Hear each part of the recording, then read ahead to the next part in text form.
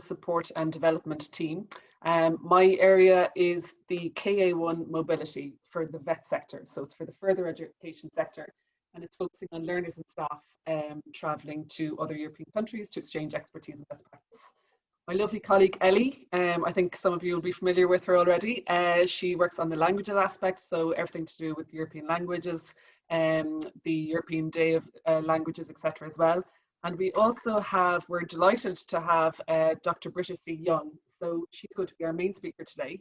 She has a really strong humanities and languages background and is also very mobile herself because she studied in Germany, the Netherlands and Ireland. And one of the reasons why we're doing this webinar Wednesday today and focusing on languages is that Léargas, in conjunction with the Higher Education Authority, co-commissioned some research through the Irish Research Council, and we were connected with Dr. Young, and she produced a really comprehensive and revealing study on the impact and experience of foreign languages in the context of Erasmus+, and she covered all of the sectors, the education sectors in Ireland.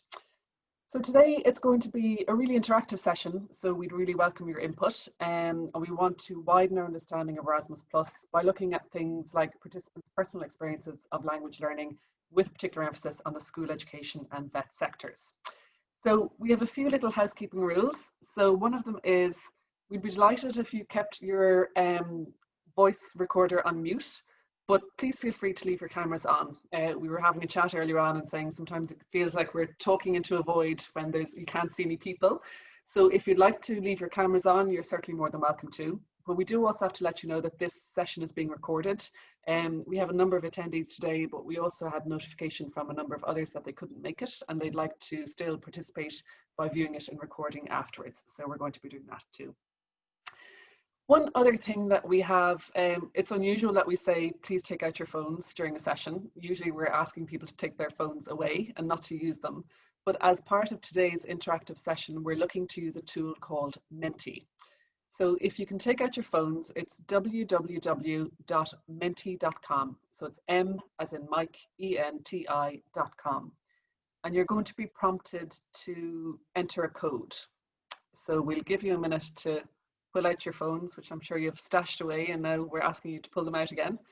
But if you can pull out your phones, menti.com, and the code which we're going to put in the chat room is 88655587. So I'm going to repeat that again. It's 88655587. Okay. So once you have Menti up and ready, we are going to go through an interactive element. So we're going to ask you a few questions to start off. I think sometimes when we're working on Zoom, it's nice to know who's in the room, but Zoom can be a tricky method of doing that. So one of our first questions is, bear with me for a second, how would you describe your organization? So I think Ellie is going to share her screen with me, and then I'll be able to, bear with me a second now. So my screen here, and share. So how do you describe, okay, so we've one person who's answered already. This is good. So we have a primary school, we have a youth organization, a university. So as you all enter your organizations, we'll see it all popping up here. So I'm just going to repeat the code or the website address again. It's www.menti.com. And the code again is 88655587. So we have Further Education Institute, which is great. And we might just give it another minute while people enter their organizations. But yeah, we just want to say you're very welcome. We decided to do these webinar Wednesdays as a means of providing support to people in very challenging times and circumstances. So we wanted to make sure that we kept Erasmus Plus and languages on the agenda throughout the pandemic, and we're continuing to do that over the period of time. So we had a series of webinar Wednesdays in the spring and in the summertime, and we now have an autumn series as well. And I know that Ellie has some news about other language related issues at the end of this webinar. So I'm just wondering if anyone else would like to contribute in terms of what organization they work with. Ah, we have an other. Okay, well, we have a slide later on where you can express what that other is. You could be a person, you could be whatever you want to be, but it's just really to get an idea of who's in the room, and also for afterwards, because the Erasmus Plus program covers higher education, which is dealt with by the Higher Education Authority, but Léargas deals with primary schools, secondary schools, further education, adult education, and youth programs. So it's more so we can direct you towards the end of where to go for other information in terms of funding and funding potential. So I might actually, I think so we have 5 people over here already. So I don't know if people if they might express if they need a little bit more time. You can take yourself off mute if you'd like, just to put yourself there. But we might move on to the next slide, which is the other person. So you can describe how you would represent, or how would you describe your organization, and you can do that in there. I've moved on to the next one. So I should say, please bear with us in terms of technology. I think this is new for some of us, and I'm fully putting my hand up there. Oh, okay, non-profit. So I'm putting my hand up in terms of this is new to technology bit. So please be patient, and we appreciate that. So the next thing that we want to ask, just to get an idea of who's in the room, is have you participated in any of the following Léargas supported programs? So some of you might be aware there's the Erasmus Plus, which focuses on staff mobility for the school sector. So that can be preschool, primary school, secondary school. Then there is the Erasmus Plus VET sector. So the VET sector it's further education. So it is generally levels 4, 5, and 6 on the NFQ framework, and it also includes apprenticeships. We have eTwinning, which is an online twinning tool, and that is for the primary and secondary school sector. And you can register via School Education Gateway, and it's also a really good tool to be able to link yourself with other schools throughout Europe without having to have the physical mobility involved. So then European language label, Ellie, you'll be delighted to see that there are some great attendees and interest here from European Day of Languages and the European language label, which is great. I don't know if any of you have used Menti before, but personally I get a little bit excited when I see the colours pop up and you can see the interactive aspect of it. So it's great to see that. So yeah, I think people might have enough time maybe to go through that. So if Britta and Ellie are happy enough, I am going to pass over to Britta, Dr. Britta Young, I should say, to give you your full title, Britta. So as I said, this is going to be very interactive. I'll let Britta lead, and she might guide me and point me when we go to the questions part. So thank you for your time so far. Thank you, Elva, and thank you, Ellie, for having me today. I'm delighted to be back after our last online webinar back in May, I have to say, and I'm still technology-wise not the wiser. So we try to keep it as much participatory as possible. So this is a slightly different format from what I'm used to. So we feel our way along. And actually, since I wanted it to be more of an interactive kind of feel to it, I tried to prepare for this session, but it's very much led by you. So it's your answers that guide us through it. And if you have any questions, you can always use the chat function below or raise your hand and I can address it there. And we will see where we get it. But if you have questions, always come out of the woodwork with them, all right? So my first question when we were thinking about what do we want to talk about is what languages do you speak? Which is always a really interesting question to ask people, because there is actually a lot of knowledge going on. And I see obviously English is quite prominent here and everybody speaks. And I see Guelga, which is, well, to be expected here in Ireland, even though not as much as I would like to have it. I see German, I see French, I see Romanian, Russian, and Polish, Dutch. I'm delighted about the Dutch here as well. And it's a good combination there, I see. And it's very much what I would have expected from you to answer today, I have to say. So Elva, if you move on to the next slide, Spanish is coming in. My next question would have been like, what languages would you like to speak? If any languages in the world, if you would just take out your magic wand, what languages would you be able to speak?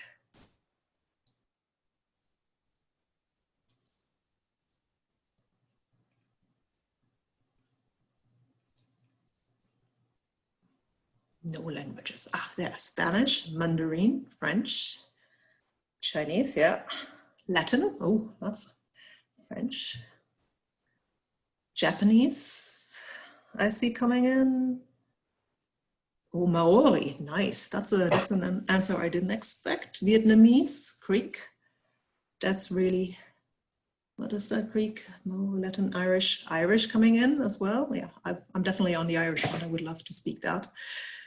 Yeah, and this too is kind of reflects what I would expect people. But if you look at what languages you would like to speak, I see Spanish and I see Japanese, French, which are here in the language sectors in the education. They're quite accessible. You can take courses in it, and Chinese as well, Mandarin Chinese.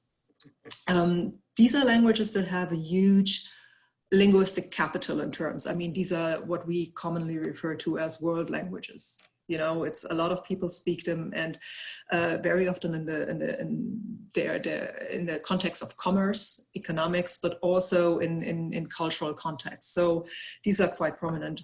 The fact that some of you answered with Greek and Vietnamese, Maori, and Latin is also, it shows us that it's not only about what languages have the most benefits to us in terms of where we go with it, but on what would we get out of it in commercially or in contact wise, but it's a genuine interest in probably the culture that's behind it. There might be a reason.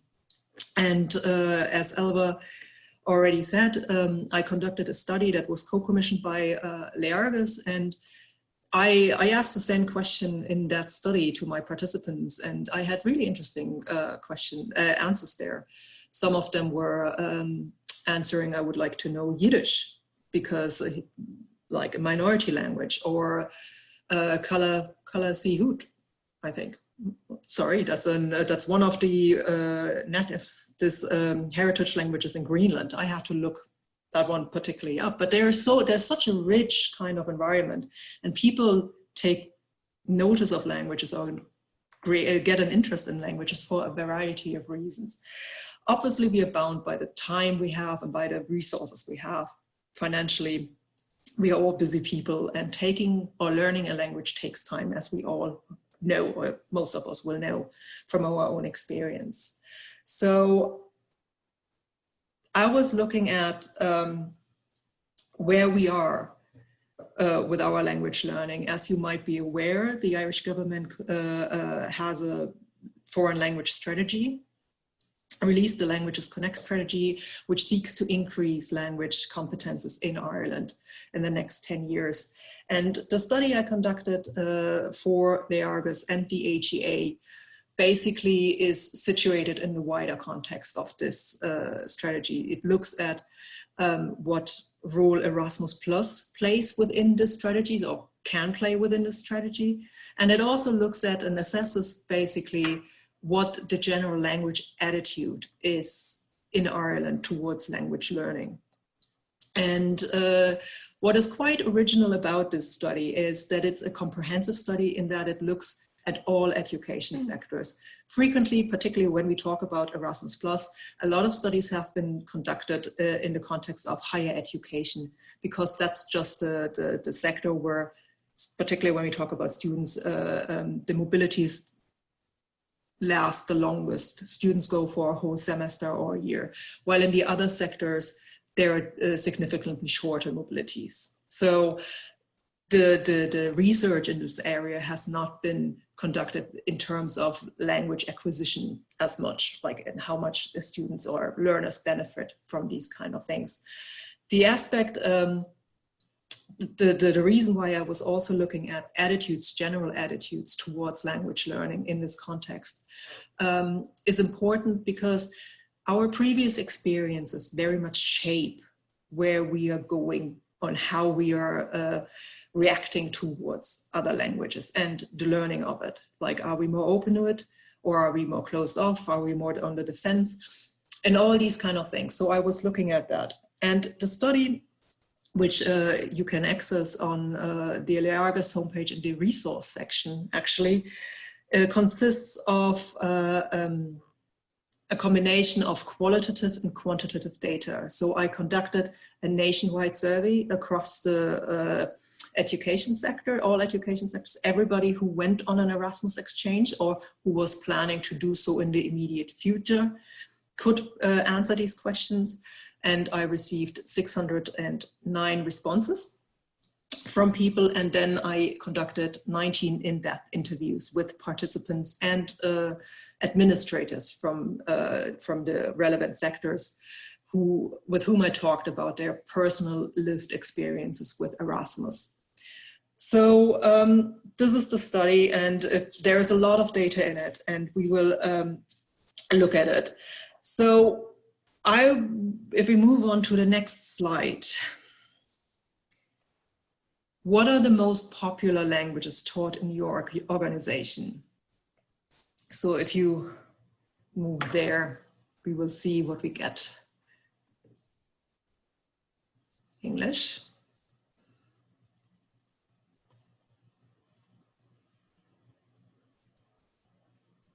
Do we get something else? German, yes.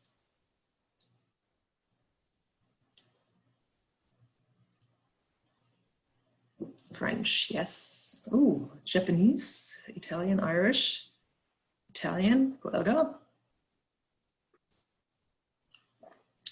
That's a good combination, and it's again. I saw from when we were asking you about from which sector you're coming, that we have quite a nice spread going on.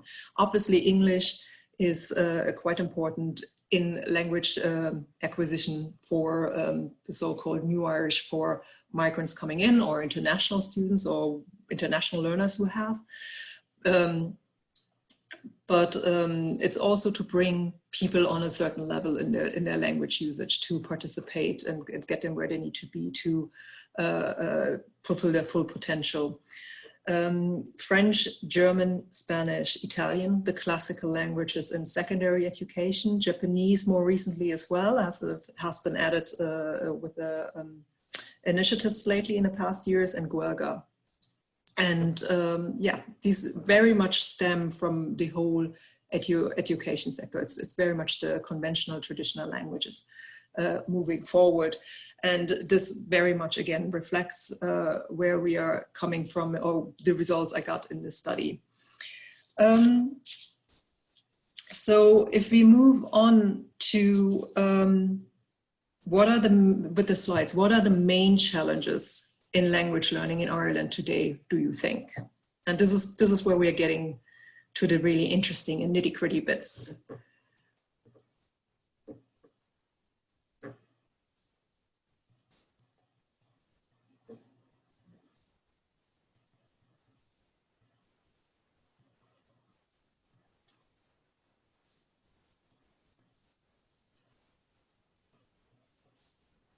Perception of difficulty, yes, very much, very much. I like that whoever posted this is saying the perception, and I will get back to that. But it is very much a narrative that is existent here in Ireland, that learning a language is difficult.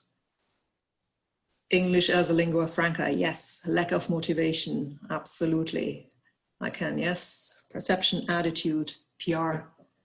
Yeah, and these are great keywords. And if you look at finding others to speak to, yeah. And this is all things that the participants in the study also talk about, and that came to the fore. It's very much, or it's really interesting to look at it. It's very much about perception and emotion that we're talking about. The good news, however, is if we look at this, what I was really surprised, because I've been teaching in the German studies departments here in Ireland for about a decade now, and there are these narratives. Languages are difficult. It's hard to find people to speak to. There's a lack of tradition in modern foreign languages, and so on. The good news is actually most of the people in the study, or most of my respondents, did enjoy their experiences in foreign language learning. They really enjoyed it. And it was, in fact, it was 78.4%, yeah, of people actually did enjoy it. And the reason they gave, so this number, and it increases even more. So if the people have connections, or if one of the parents speaks another language too, either because they're non-native speakers of English, or because they learn the language in school themselves and cultivate this culture and attitude. So here comes the attitude in it. So attitudes are being passed down. The interesting thing about it is then, why do people enjoy learning languages? And the most frequent answer, again, plays right into the emotion, is they like the idea of being able to communicate with people from other countries. They feel it opens up another world. This is like one of the keywords that coming up. So it's really going to the core, to the emotional part of it, to change the perspective. One of the interviewees said, well, being able to speak a language, a different one, also makes me reevaluate my own perceptions from a different standpoint. They learn more from that. It opens up a new world. It opens up new perspectives. And these two reasons are the main reasons. Then some of them say, well, I really like just to learn about the other culture through media products, be it literature or music or television. And in the past 2 decades, or past decades maybe, with the internet, and then particularly streaming services and YouTube, you feel the world has moved closer together. And if we think about Netflix, actually has done a great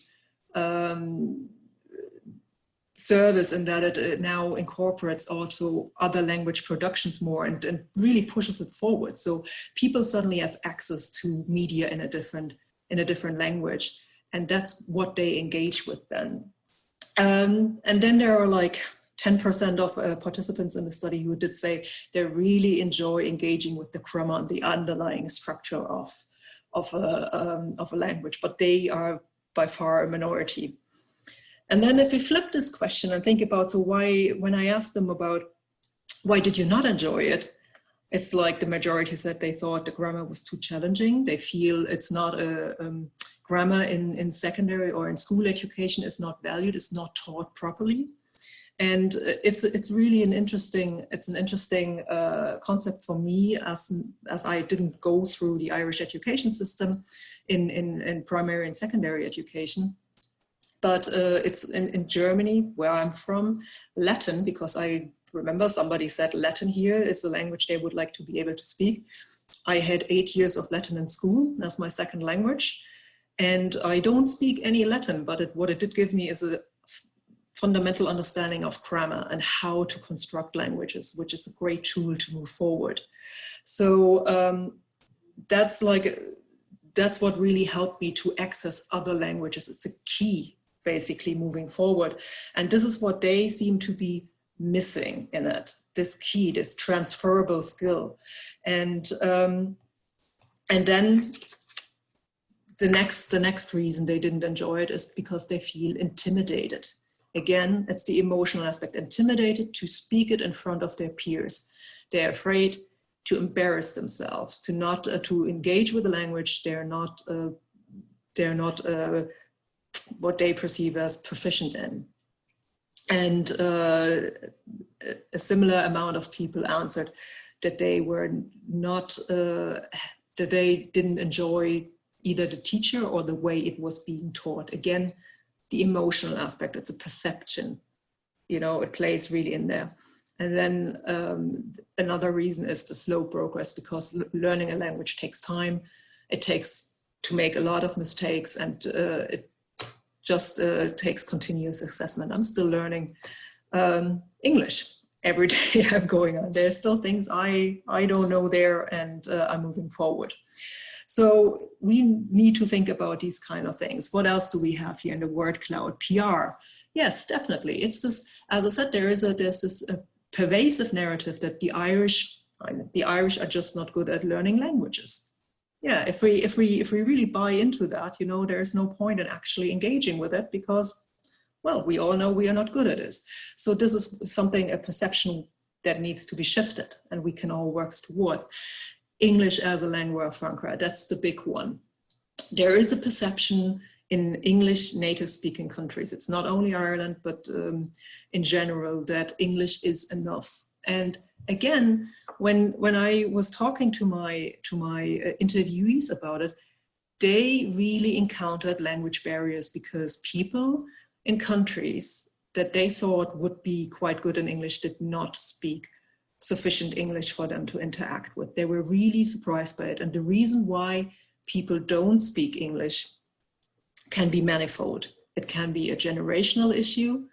It can be a historical issue. Some countries just have historical ties to different countries. They learn German, for example, as their first language rather than English. So all these plays in it. Can be socioeconomic, you know, it can be a variety of reasons that play into it. And it's really important to stress it, that not everybody is able to speak English, even though we might think so. The other thing is, and this is what I always call linguistic empathy. It's really a question of fairness and respect. First, if you do speak a little bit of language, you know, and you let them know you don't have to be perfect, the person will open up. And that's what the interviewers also noticed. You know, if they put in the effort, they get more out of it. I had one participant who went on a strategic meeting with somebody to sign contracts for cooperation in the future. His counterparts, quite high in the organizational structure, didn't speak sufficient English. The Irish person going over happened to be able to speak German. It was a German-speaking country. And just by that, he facilitated the deal. And they have a great cooperation ever since, but he moved forward. So it can be quite there, but it's also, just think about it, you talking or speaking in your non-native language. It takes effort. If you're not fluent in it, you have to think about how you say something, and then you have like all sorts of things. You are tired, you're in a bad mood. So if somebody puts the onus of bridging the language gap entirely on that other person might not be quite as willing to engage with you and be quite as forthcoming. So it's really important to rectify this perception within the people, and just make sure they understand the empathy, and that it's a give and take between the languages. They don't have to be perfect, but it's like, how do you create goodwill on the other side, so to say. All right, and let's move on. So here we are. What are the main challenges of language learning in your own organization, do you think?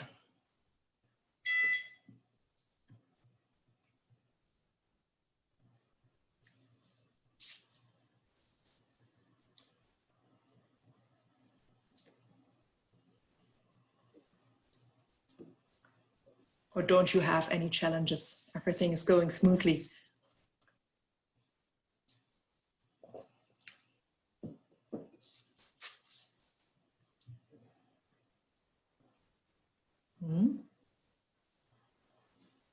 Yeah, something.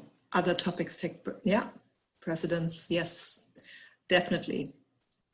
There is an idea that language learning is just like an added on kind of thing, and there are other more important areas to talk about, or topics that need to be done, and skills that need to be promoted. Yes, that's a frequent things. Perceived unimportant, considered a luxury. Yes. There is a study has been conducted. I think it was a a master thesis, I believe, in UCD. And they interviewed the Alliance Française and the Goethe Institute in German, and who offer language courses in French and German respectively, and to also companies. And even though there's a strategic benefit for them to engage in languages, the companies, even though they say, oh, we need employees who are able to speak languages, they still chose to give these training sessions only as a benefit. As soon as there was a downturn in the economy, they took these kind of away. So it's not really their value of languages. Yes, it's again, minority language use. Yes, find criticism, free space, support a decision maker, lack tradition of mobility. Yeah. So in the different sectors, it's really interesting because languages is not only about opening up the world in a sense of going elsewhere, but it's also a key skill, basically, a transferable skill. It has a great added value in different terms. It's not only about speaking a language, but it's the critical thinking. It's all the underlying skills you get through it. It's deciphering the structure beliefs. And this is something you can transfer into other areas. And it's what really strikes me in our education sectors is that language learning is kind of considered as an isolated factor. For example, we always talk about modern languages, and then we separate it, and this is for political reasons, we separate it from Irish language learning, which is great because Irish is the first and national language of Ireland, and it has a very specific and important status in Ireland, and I would like to see it more there. But what I think is really important is to see the synergy between two. How does Irish benefit from the abilities we learn from other languages, and how do other languages benefit from what we can get out of Irish? If we have a good experience, because for most Irish school children, Irish is the first language they learn in school, if they're in an English medium school or from a non-Irish language household, Irish is the first other language they learn. So if that experience shapes their experience moving forward, if it's positive, it influences the attitudes moving forward. If it's more negative, it influences that as well. So we need to consider the interconnectedness between that. And then we need to move also to writing skills, numeracy, literacy. It's reading literature, if we move forward like to a higher level skills, literature in other languages that broaden the perspective and that give important knowledge and instill that in it, which we can carry on and incorporate it. And this is what a lot of the successful countries do. So it is a question of how do we incorporate language learning and building synergies between the different sectors. CLIL, I think Ellie has a session on that somewhere down the line, so it's content learning in the other language, is a way to connect it, to make it, to take the language and connect it to content, to culture, to knowledge, to any kind of subject. And this is something I would very much promote. Okay, move on to the next slide, perhaps. So what do you see as the main benefits, impacts, and or results of learning a language? And I already gave away some clues what I see, but I'm interested in what you think about this.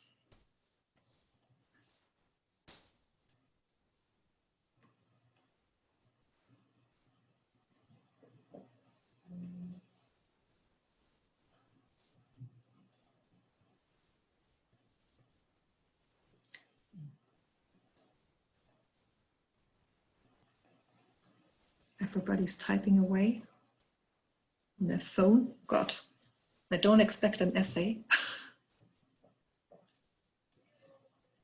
Greater empathy, broadening horizons. Yes, I touched on them, definitely.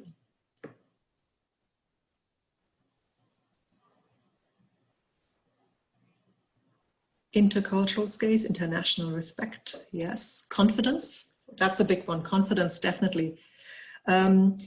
when I talk to my participants, both in the interviews, but also it comes also through in the survey, actually, it's a competence in their own language skills, but then an overall confidence in how they move around in the world. You know, how they interact when they're abroad and how they interact with international visitors. It's just the way they carry themselves. So confidence is a really, really big one. Attitudes to others, better business, yes.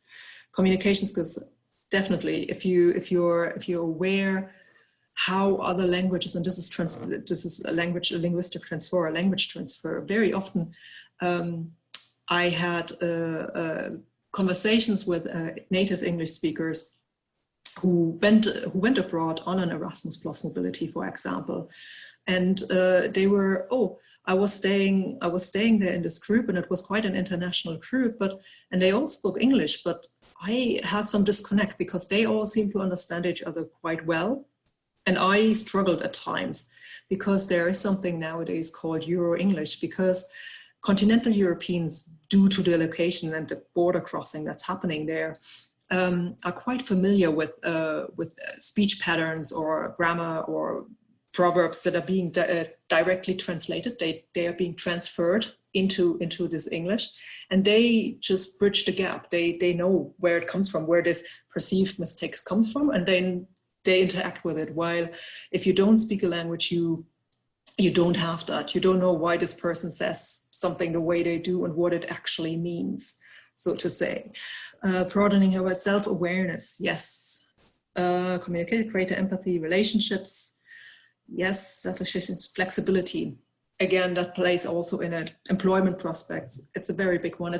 Employment prospect is actually the topic that is being promoted quite heavily in the way we talk here in Ireland about why people should learn languages. It's given us the #1 reason for quite some time in any kind of introduction and induction into kind of why you should choose this subject over that, and why you should choose, I don't know, German over French, or why you should choose Chinese over Italian. This is usually given as the employment prospects are just bigger. I think maybe it has been overemphasized. I mean, it's definitely there. People with language skills do particularly well. But I think it's about striking the balance a bit more. So it's not only about employment, it's not only about the rational, but it's also about all these other aspects, about incorporating ideas and so on. It's not just a zero-sum game, so to say. It plays a part, but maybe in the way we talk about languages, we need to promote more the other aspects. Because if you think about learners, if you think about the secondary schools, how do you sell, or primary school, how do you sell 12-year-olds why it's important to learn a language? It's not about employment prospects. It's about interest in these other worlds, you know, this culture. One of my participants in the study, one of the interviewees, for example, took up Japanese. And the reason they do so was because they had an interest in the manga and anime culture. So it's this what promoted them. So it's all about the personal connection. And which is for quite of the participants as well, they participated in an Erasmus Plus exchange and they got interested. So they built up a personal connection to a country they didn't think about before. There's one of my youngest participant, 12 years old at the time. The language they wanted to learn, if she could choose, was Croatian, because they did a project in Croatia and she just got really invested and interested in the culture. She built a personal connection. And this is what I mean when I say we need to build on the emotional aspects of it. You need to hook them in. And then once you connect the language with the content, with the culture, with what's going on, with the world behind it, and then the employment comes out of it, because if the people are able to speak it, if they understand the other, they can engage it and they move forward. So maybe striking a balance there. Confidence, I already said something. International respect, broadening, better communicator, yes. And that's not only for when you are talking in another language and being able to talk to people in another language. It also concerns your ability your ability to speak in English.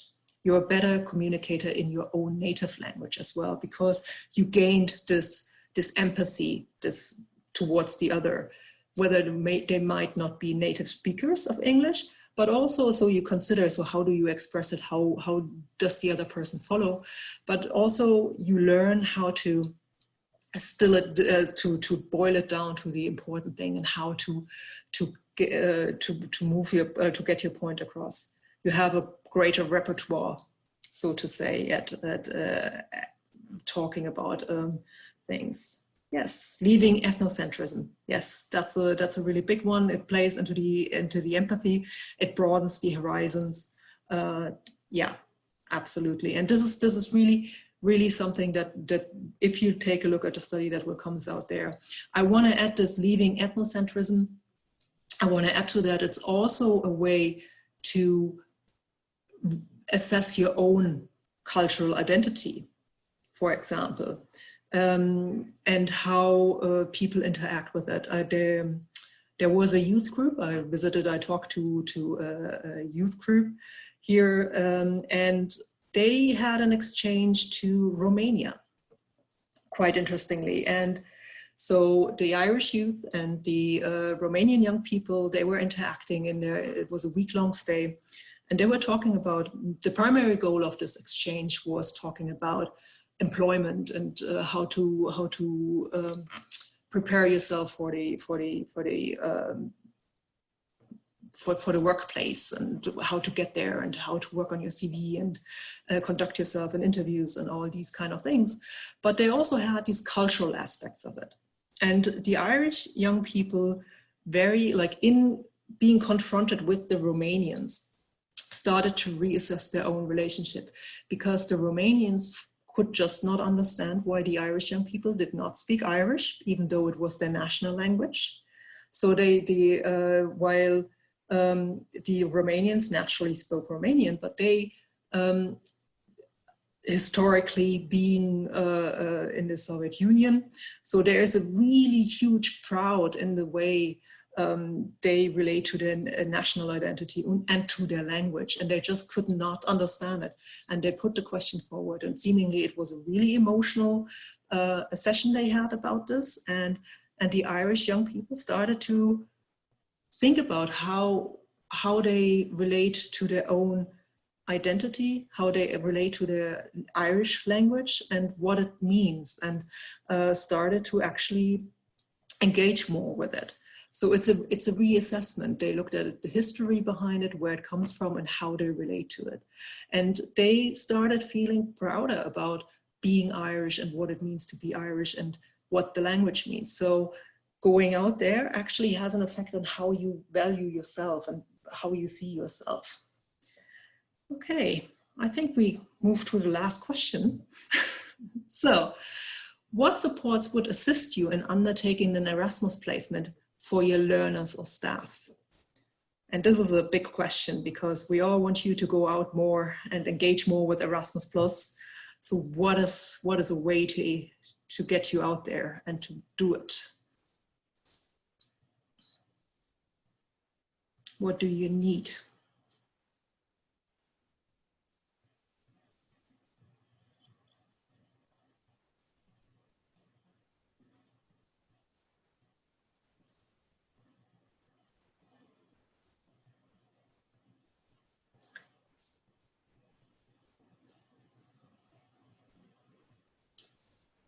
Because I highly doubt you have everything you could wish for.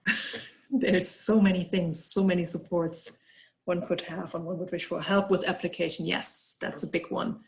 And I think Elva or Ellie is gonna be able to say something, but since working with Léargas on the study, I had the pleasure of sitting in certain training sessions. And it seems to me that a lot of teachers and other education providers basically what they benefited most from is teaming up with a more experienced person to fill out these applications, because it is an EU program. The EU Commission or the EU has a very specific way of wording, which I also get gray hair over, who doesn't. So it's always good to rely on somebody who has already the experience. And once you've gone through this, the process really clicked, and the vocabulary is really in there because it's quite distinctive, it gets easier. You have a template and then you move forward. So, but it seems to me the most beneficial thing was always to team up with somebody, access to info in the third level, in the third level sector, to get info on what to do with Erasmus, or how to move forward into Erasmus. We can do that in the Q&A then when we unmute, maybe, to see what is going on there. But I know Léargas does sessions or workshops also where they explain something that maybe Elva want to say something there in a second. Acknowledged by oh yeah, that's it seems to me, because I'm mostly working in the higher education sector, but it seems to me in the other sectors it's very much reliant on an individual person that carries everything on their shoulders, and it's always on them, and it's always the effort. So yes, it's like fostering a culture of this within the organization, seems to, and we need to think about ways how people who put the effort in, who are willing to do that, get the support they need from the management, from the culture, and how to that. So this is definitely something that needs to be Léargas support. Yes. Active international office. Yes. Yes. Okay. I think in the other sectors, in the non-third level sectors, I'm not sure whether there's an international office. Usually not. So I think people who work in the further education sector are usually very envious of the higher education sector, because they have an international office, whereas a lot of the time dedicated people. Yeah, in the further education sector, which is the one I know most about, it's generally an individual who champions the idea. So just kind of touching on what you say there in terms of Léargas support, we run information workshops and application workshops, which are fairly detailed. If you sign up to our newsletter, and we can circulate details of that after this, we will tell everybody of those details. Also, if you can contact us, there's dedicated people for the school sector, the vet sector, the youth and the adult education sector. So we try and support you as much as we can. Also, we have an inclusion and diversity officer, and aiming at those organisations who might find it a little bit more challenging to participate in the programmes. We give as much support as we can. In terms of acknowledgement by, sorry, Britta? I'm just coming with the school sector, because Ellie you mentioned the e-twinning program in the beginning, and I said it's always good to team up with a more experienced person. I see, it seems to me that a lot of exchanges that took place in the school sector grew organically out of the e-twinning program. Yeah, it can start with that kind of dipping your toe into European projects without physically moving. And e-twinning is great, and for the adult education sector, the PALE website is really good too. They're both two excellent mechanisms, and they're great sources. PALE certainly as well is a great source of information on various different topics. So there's kind of a repository and a research library section within that website, and they can find information on various different topics. One of the things that people find challenging is partner finding. So in terms of partner finding, you could use tools like eTwinning, ePALE, but we also have what we call TCAs, which are trans cooperation activities, which is a bit of a mouthful. But essentially what that is it can either be a contact seminar or it can be thematic. And we have a few of those coming up as well for the school sector and the further education sector as well. We're actually having a planning meeting next week about how that's going to work in the current climate, as we'll put it. But again, sign up to newsletters, keep an eye on the Léargas website, and any of those activities, we're always going to be highlighting them on our website and newsletters. So I'll stop talking now unless you want me to say anything else. I just want to link into this because I know we have somebody from the higher education sector here. So I'm not quite sure which institution it is. Youth organization NGO rather than university. Okay, that makes sense. Okay, so the question then is, if they have the NGO, I'm not sure whether they have an international office. That's like NGOs. I'm usually not working quite there, but it's really if you're in a cooperation with a university kind of sector or so, just explore with your partner options through the international office. If your partners happen to be in any of the other sectors, I'm pretty sure your partners and Léargas will be able to scope out what's possible there if you contact the relevant person in that context. So I hope this answers the question. And often busy with international people. Yeah, okay. I know that's where the focus is, and I really would like to. Kristen, if you have any idea, if there's a program, I presume you're looking into Erasmus. That's what I usually do. If they're not replying to emails, well, now we're still in a pandemic, but usually just bug them. Say, look, I want to go on an Erasmus. I want to do this and that. And what are the possibilities? And you just bug them and bug them and bug them and get back to them. And if it's with a higher education, it's like, it depends whether you want to do a kind of student mobility or strategic kind of thing going on, or whether you want to do a staff mobility that goes more into the training. Yeah. It's the individual. It's really down to the individual.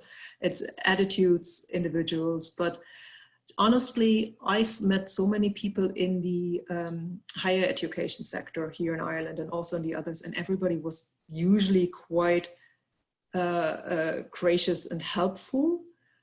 They are at the moment they are quite overrun, and there is a focus on the international students. I see that too. But just really put your foot down. Try to figure out what exactly it is you want to do. Make it as easy for them as possible to facilitate it, and then they get back to you. This is the advice I can give you. Yeah. Try to identify what it is you want, and then move forward. One of the things that can also be done is, I think when we think of Erasmus placements, we think of outgoing, but I think incoming can be positive as well in terms of a staff mobility coming in, because in that way you get to exchange experience, expertise, knowledge, best practice, and the person comes to you. The staff mobility is a fantastic tool. Yeah. Staff mobilities are also a fantastic tool to get started on for all the sectors. If you start with the staff mobility, you have like 1 or 2 people going over, or people coming in here to build up a relationship with another institution or organization abroad, and then you can broaden it out to learner mobilities maybe down the road, you know, just to lay the foundation for it, really to create, you need to create and foster your relationships, you know, and tend to them, and start small and then let it grow. And I think sometimes when you start with the staff mobility, you get engagement by the staff. And if you're picking a topic that, for example, could be quite challenging, or if you're looking at something like flipped classrooms where it's not in existence as strongly as it would be in other European countries, you go to that other European country, you see it in practice, you see how it works, you tweak how it's done. So it's all about, I think Erasmus projects in particular are about not reinventing the wheel, so not starting from scratch. So going to another European country, see how it's done in practice there, and benefiting from their learning curve and bringing that knowledge, tweaking it, bringing it back and applying it to your own situation. What was really interesting, I had one of the interviews I had was in an it was up in Roscommon or so, the project, and they went to northern Germany actually, because it was from a education board, and they went to northern Germany and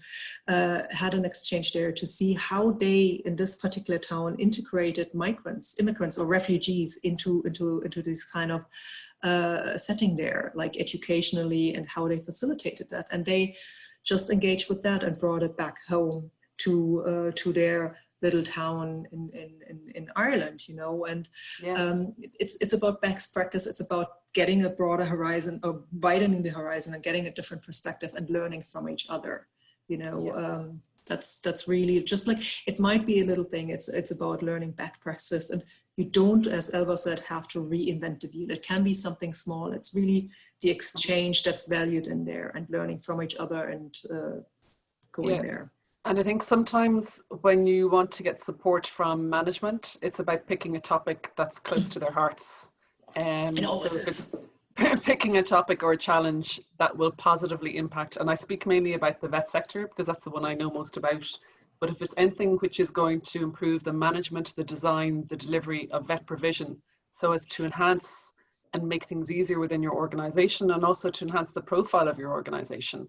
I was about to say Be, to enhance the visibility of it, and the because visibility. it is a huge sign that attracts new students and learners into it, because you have this signpost there. Look, we engage with Erasmus Plus, and if you follow this course, I was a bit surprised here because I know for the further education sector, because that it didn't come up as one of the difficulties to well, it was more language learning focused. But then if you talk about Erasmus Plus, which facilitates that, you get like, it's not only about language learning, but it's one component in it, but how to incorporate Erasmus Plus mobilities into a very tight schedule, you know, because I'm well aware that the courses and modules are so tightly structured that a lot of also in schools with the curriculum that a lot of organizations don't feel it's easily incorporated into this time structure with the time constraints. But there are organizations out there who have managed that and who have found solutions to do that in a really productive way. And it's about how to link it into the curriculum and not see it as a bonus, but like as a fundamental part of the learning experience and what they bring back from that. You know, from the skills, the concrete skills in it. We've never had an organization who hasn't come back, who hasn't been convinced. And we're always saying that, you know, your first project, your first application is always going to be the most difficult. And it gets, because it's new, and it gets easier after that. But I think a colleague also, which was circulated afterwards, did a study on the impact of participation in Erasmus Plus for the vet sector. And it's really interesting, positive information that there weren't negatives. There was only positives to be gained, and that can be very, very heartening. But, it's like both in the organizational structures, it seems, like across the sectors, because that study, but also there's another study for the higher education. It's like it's an overwhelmingly positive reactions, both from the institution and organizations, but as well as from the participants. There are always individual participants who just did not cope well. You have to be aware of that.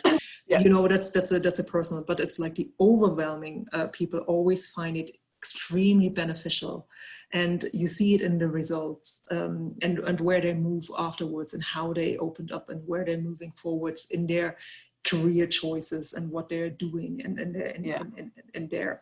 A lot of them, for example, a lot of the participants of mobilities feel much more comfortable to work in an international context, both here in Ireland as well as going abroad. You know, they gain the flexibility to do that, because we have the single market. They have the ability, if the economy here is not great, to just move up and move. And it lowers the barriers if they are familiar, or if they have made the experience, I've spent some time abroad, I'm way more comfortable to do this now. And then they just gain so many other countries where they can just like work and live and feel more comfortable in.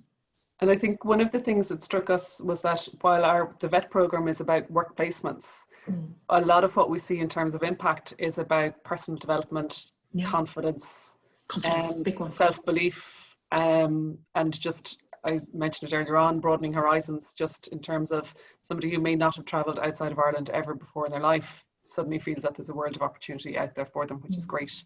But I'm just looking at the time, and according to my thing, it's 11:29. So if you don't mind, if there's anything else, Britta, would you mind if we moved on to maybe the evaluation piece? And yes, I know that absolutely. Ellie wants to say something as well about some events that they have coming up. So if you go back to your phones, I don't think I've ever encouraged anybody to use a phone so much in a session, but if you go back to your phones to menti.com, and we would like you to answer how you'd rate the following.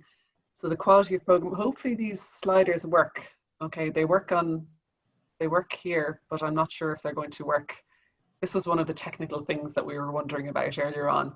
So if you can maybe let us know if that works or not on your system, on your Menti phone. But how would you rate the following quality? Oh, thank you very much, everybody. Yeah. This is great. So this is lovely. The quality of the program, the quality of the input, and the level of interaction. That is great. We're delighted to see that. I think that's down to Britta. Thank you very much, Britta, for your... It's down to you. You organised it.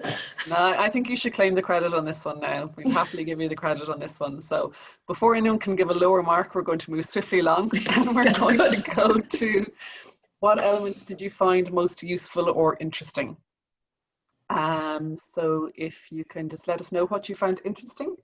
We're always delighted to see, because we appreciate that this is taking time out of very busy days. So we want to make it as interesting, interactive, informative, as beneficial for you. I mean, we enjoy doing these things, besides the slight terror that the technology would go wrong, but we do enjoy these things and we want to make them interesting and useful for you. So if you could let us know what you find most interesting, that would be fantastic.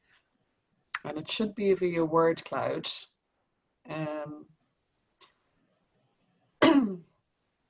And thank you, Teresa, for the clap. I can see a clapping there, so thank you.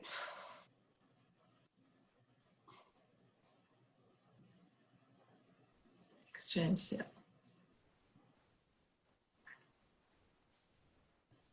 Okay. For the results, again, I want to stress, like, you get like all 120 pages of this in the Léargas resource section, if you want to really take a look at it. Yeah. Yeah. There are also some great quotes in there. And one of my favorite one is actually one of the administrators who is a linguist herself. She always compared learning a language to a journey. And it's even, and she stresses, like, even the smallest thing, one might not even think about it, may take somebody else off their language learning journey. You know, one discouraging word or dismissive word might do this, or one scheduling the language class on a Friday afternoon might do that, because who wants to go to a language class on Friday at 5 when they can easily go, I don't know, to the pub or whatever. So there you go. These kind of things are important. I don't know, when I was at school, we had double chemistry on a Friday afternoon, so I think I would have taken a language rather than double chemistry, but anyway. I was about to say, I dropped out of chemistry there, so not my cup of tea at all. Double chemistry in a basement that smelled of some chemical that really shouldn't have smelled of, but anyway. Will I move on to the next part then? Yes. Okay, so is there any part of the session that you found less useful? Is there anything that you could recommend to make it even better from your perspective? And while people are typing, I just wanted to say that we can open the floor to a few questions if people want to ask some questions directly, because it is a bit more difficult to type in the chat box. So if attendees are still available and would like to address a few questions, please feel free to do so. Oh, I'm happy to leave it. No, it was great. That's good for my ego. Thank you. Are there any other comments? Any other comments that you have? You can put it in here or into the chat area.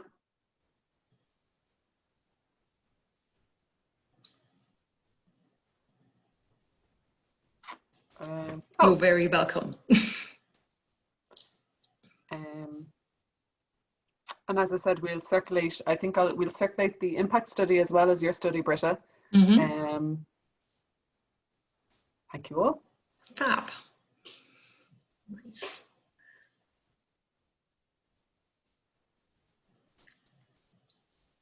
Oh, fab. Yeah. Sorry, I'm just seeing the fab there as well. I didn't know you could do that on Menti. This is great. Freehand. I love it. I tell you, we're learning about Menti all the time. Personally, I think it's a great tool. I love the No, word clouds. I was going to Slightly say, biased. I'm after this session, I think I will torture my students in UCD with it a bit this semester. Well, I tortured myself with trying to get to terms with Menti yesterday. It's one of those days where I really missed being in the office, where I could just ask a colleague who's used it before, how do you So move between slides? So, but I know anyway, now. does anybody have a question, a burning question they feel like I need to ask this before we leave? Just feel free to unmute yourself. You don't have to type it. Maybe while people are formulating some questions, Ellie, I think you wanted to mention you had a few events coming up with IPALE and European Languages Day. Do you want to let people know about that? I'll put on my best stage voice. So, Yeah. from the people who brought you this webinar, we are organizing in conjunction with other organizations a couple of webinars and training events, including an e-learning languages and e-teaching languages event with the Limerick Lifelong Learning Festival. And if you don't have the webinar fatigue kicked in already, would love to welcome you next week for the e-teaching webinar. I'll be sending a couple of links and information about how you could register if you are available and interested. And Britta mentioned using CLIL for language teaching, and especially for the school sector. We are organizing both primary and post-primary teachers, organizing one of those lovely TCAs, which is a transnational cooperation activity, a training that will look at using languages in context, at using CLIL, content language integrated learning for language teaching, and teaching languages and content in the same time. And I would love to welcome you to all of these events and more. We're here, get in touch with us, and would love to hear more about what type of training you'd like to attend, what are your needs, and how we could better support you. Yeah, thank you all. Yeah, and I think just to say thank you so much to Britta for her time, her energy, her enthusiasm, her insight, her knowledge, her expertise. Britta, thank you very much. It's much appreciated. I have to say it's been a pleasure working with you over the last little while in preparation for this. So if nobody has any other questions, I think we'll let you go at 11:37. We're delighted it filled the hour. We wondered about, we knew that there'd be interest and enthusiasm, but yeah, we're delighted you all attended. Please keep an eye out on our website. Please sign up to our newsletters. And if we have any other events like this that are coming up, there's a huge range of topics that are going to be addressed as part of Webinar Wednesday. And please go to our website to find more. There's some really interesting stuff. And as I said, we're trying to do this just to support you a little bit in keeping all things European on the agenda throughout this pandemic period. So thank you very much.